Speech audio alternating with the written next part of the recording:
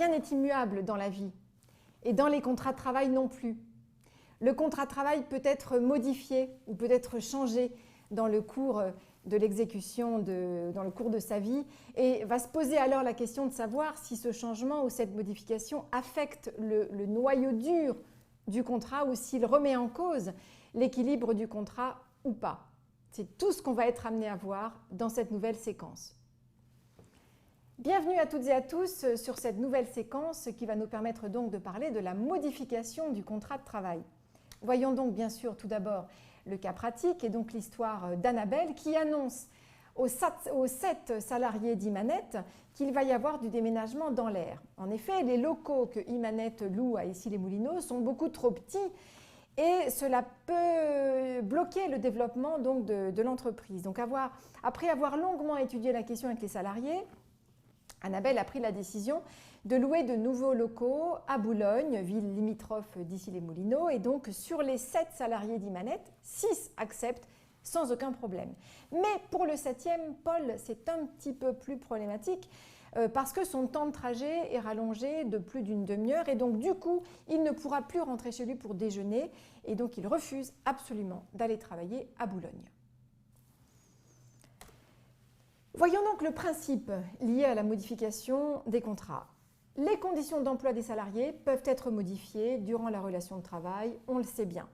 La question alors donc, qui va se poser va être de savoir s'il s'agit d'un simple changement des conditions de travail ou bien d'une modification donc d'un élément essentiel du contrat, donc du noyau dur du contrat pour un motif personnel et ou bien économique.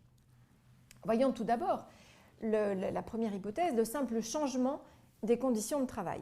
Il y a changement des conditions de travail lorsque le changement ne remet pas en cause une clause essentielle du contrat de travail. Par exemple, une nouvelle répartition des horaires de travail d'un salarié à temps plein. Exemple, le salarié travaillait de 9h à 17h et on lui demande de décaler ses horaires pour commencer dorénavant à 9h30 et terminer à 17h30.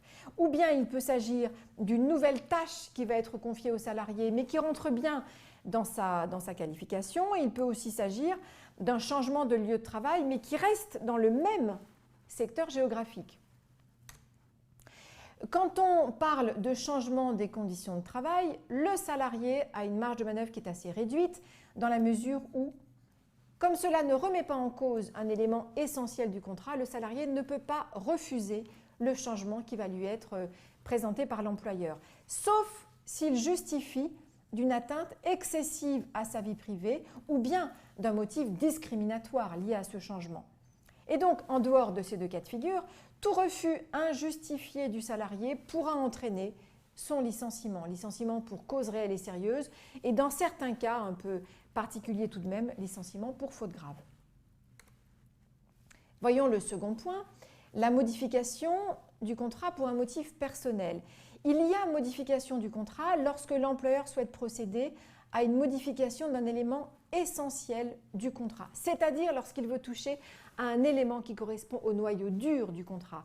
Il y a 4 éléments qui sont vraiment considérés comme fondamentaux dans le contrat de travail, c'est le lieu de travail, les horaires ou la durée du travail, la rémunération ou le changement de qualification. Alors, attention, ça veut dire que si l'employeur veut modifier un de ces éléments en profondeur, il ne pourra pas le faire sans l'accord du salarié. Alors vous allez me dire, oui mais le lieu de travail, on vient de dire que c'est un simple changement des conditions de travail. Oui, si on reste dans le même secteur géographique. Mais si on change de secteur géographique, effectivement, on va toucher au noyau dur du contrat. Exemple, le salarié a été embauché pour travailler en plein cœur de Paris et l'entreprise déménage pour aller à Bordeaux. Il y a 600 km, on est vraiment sur un autre secteur géographique, donc on va toucher au noyau dur du contrat, qui est donc le lieu de travail.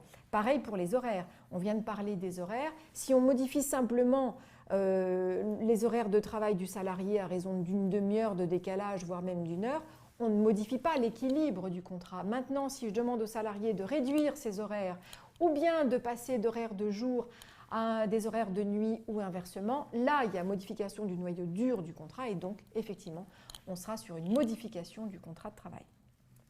Sachant que, bien évidemment, pour être valable, cette modification doit reposer sur une cause réelle et sérieuse. La raison de l'employeur doit être motivée par une raison impérieuse.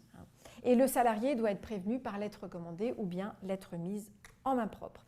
Quelle va être la marge de manœuvre du salarié en cas de modification de son contrat dans ce cas de figure? Eh bien, il peut soit accepter, soit refuser.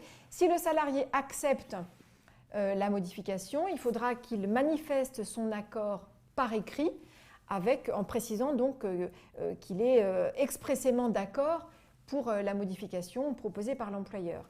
S'il refuse, à partir de là, l'employeur a deux options. Soit il revient sur le projet de modification envisagé, ce qui n'est pas toujours possible, notamment lorsqu'on décide de déménager donc l'entreprise d'un lieu de travail à un autre.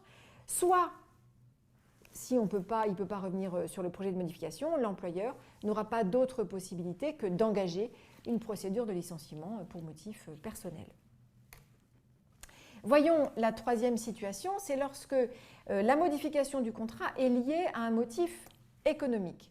Il peut y avoir modification d'un élément essentiel du contrat, notamment en raison de difficultés économiques ou de mutations technologiques. Dans ce cas, l'employeur doit également, bien sûr, prévenir le salarié par lettre recommandée avec accusé de réception, comme toujours, et la lettre doit préciser que le salarié dispose d'un délai d'1 mois à compter de la réception de la lettre pour faire savoir à l'employeur son refus, le cas échéant, ou son accord, bien sûr. Sachant que si le salarié ne répond pas dans ce délai d'1 mois, il est réputé comme ayant accepté la modification du contrat proposé par l'employeur. Attention, il y a une différence de procédure importante avec le dernier cas qu'on vient de voir. En cas de modification pour motif personnel, la loi ne fixe pas de délai par rapport à la réponse du salarié et ne nous dit pas qu'en cas d'absence de réponse, cela vaut acceptation. Il faut absolument, pour que la modification pour motif personnel puisse être valablement rentrer en application, il faut qu'on ait l'accord express du salarié. Ici, pour motif éco, c'est un petit peu différent. Donc si le salarié n'a rien dit, l'employeur peut considérer que le salarié est d'accord avec la modification envisagée. Donc si au-delà de ce délai d'1 mois, il n'a pas répondu. Quelles vont là encore être les conséquences du refus du salarié? Eh bien, en cas de refus de la modification envisagée, l'employeur, là encore, se retrouve face à deux options. Soit il renonce à modifier le contrat, ce qui, dans une logique de difficulté économique, me semble assez difficile, sauf exception, mais dans la vraie vie, on peut voir beaucoup de choses. Soit, s'il lui est impossible de renoncer donc, à la modification du contrat, il va engager une procédure de licenciement pour motif économique. On peut donc maintenant répondre au cas pratique. Le déménagement d'Imanette à Boulogne entraîne-t-il une modification du contrat de travail? Y a-t-il, autrement dit, changement de secteur géographique ou non? Dans cette histoire, non, il n'y a pas de changement de secteur géographique.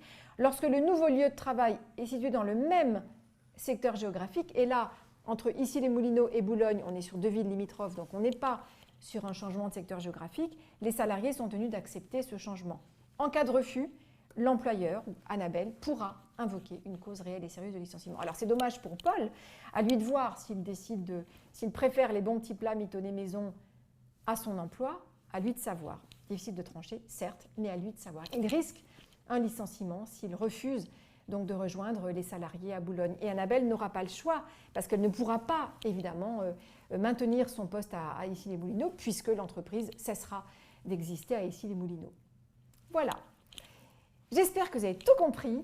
En tout cas, je vous donne rendez-vous très rapidement sur une autre séquence.